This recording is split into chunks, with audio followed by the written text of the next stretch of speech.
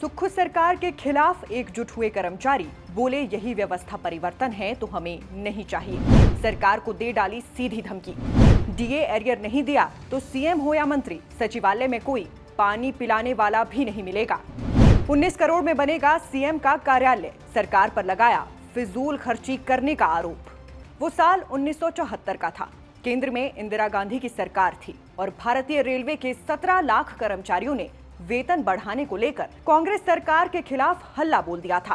कर्मचारियों की इस ऐतिहासिक हड़ताल से देश को बहुत नुकसान हुआ और हड़ताल के बाद जब लोगों के मन में सरकार के प्रति असंतोष बढ़ने लगा तो अगले ही साल पीएम इंदिरा गांधी ने देश पर आपातकाल थोप दिया। इस पुरानी कहानी को बताने का मकसद सिर्फ इतना था कि हमारे देश में ऐसा कई बार हुआ है जब कर्मचारियों के विद्रोह के आगे सरकार को घुटने टेकने पड़े। और अब ये बताया जा रहा है कि हिमाचल प्रदेश में भी सरकार के खिलाफ कर्मचारियों का बड़ा आंदोलन खड़ा होने वाला है। इस बात का डेमो बीते कल प्रदेश सचिवालय के प्रांगण में देखने को मिला है। पूरे 18 साल के बाद हिमाचल में ऐसा कुछ हुआ है जब क्लास 1 से लेकर क्लास 4 तक के सरकारी कर्मचारियों ने सरकार के खिलाफ हल्ला बोला हो। इससे पहले साल 2006 में वीरभद्र सरकार के खिलाफ भी कर्मचारी एकजुट हुए थे और अगले ही साल उन्हें सत्ता से बाहर का रास्ता दिखा दिया गया था। बहरहाल इन सरकारी कर्मचारियों के क्या मुद्दे हैं, इस बारे में बात करने से पहले उन आरोपों का जिक्र करना जरूरी हो जाता है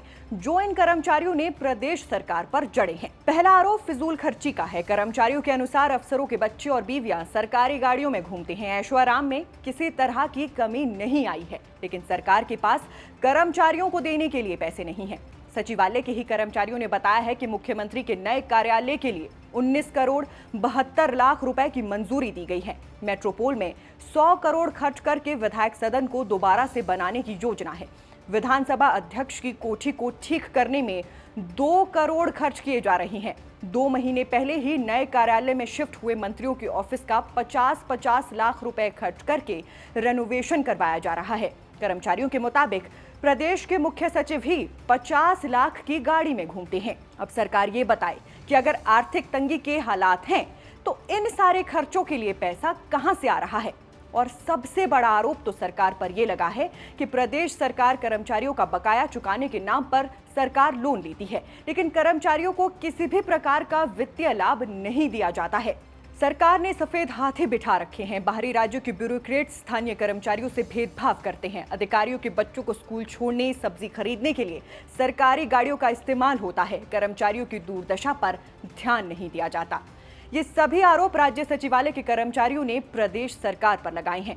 आरोप जान लिए तो अब इन कर्मचारियों की समस्याओं को भी जान लेते हैं। दरअसल प्रदेश के लाखों कर्मचारी 15 अगस्त के मौके पर इस बात की उम्मीद लगाए बैठे थे कि सरकार की ओर से डीए और एरियर का ऐलान किया जाएगा, मगर जब प्रदेश सरकार ने सरकारी कर्मचारियों के पक्ष में ऐसी कोई घोषणा नहीं की तो ये कर्मचारी नाराज हो गए। इन कर्मचारियों की मांग है कि सरकार उन्हें 1.5 साल का बकाया डीए यानी कि महंगाई भत्ता एरियर के साथ दे। वहीं प्रदेश के कर्मचारियों को अब तक साल 2006 का ही पे स्केल मिल रहा है, जबकि 2016 का पे स्केल लागू हुए 8 साल हो गए हैं। ऐसे में अब कर्मचारी चाहते हैं कि संशोधित पे स्केल का एक मुश्त या फिर किश्तों में एरियर दिया जाए, मगर सरकार वो भी नहीं दे पा रही है। सचिवालय में क्लास 3 के 350 पद खाली हैं, लॉ ऑफिसर के 18, प्राइवेट सेक्रेटरी के 70 पद और क्लास 4 के 250 पदों को भरने की मांग भी उठाई जा रही है। अपनी इन सभी मांगों को लेकर कर्मचारियों का कहना है कि सरकार ने उन्हें आंदोलन करने के लिए मजबूर किया है। सचिवालय सेवाएं कर्मचारी संघ के अध्यक्ष संजीव शर्मा ने सरकार को चेतावनी देते हुए यहां तक कह दिया है कि विधानसभा सत्र के बाद भी अगर सरकार ने हमें बातचीत के लिए नहीं बुलाया तो 10 सितंबर को फिर से जनरल हाउस बुलाया जाएगा। सरकार ने अगर हमारी मांगे फिर भी नहीं मानी तो सचिवालय के सभी कर्मचारी मास कैजुअल लीव पर चले जाएंगे, जिससे मंत्रियों और मुख्यमंत्री को सचिवालय में पानी पिलाने वाला भी कोई कर्मचारी नहीं मिलेगा।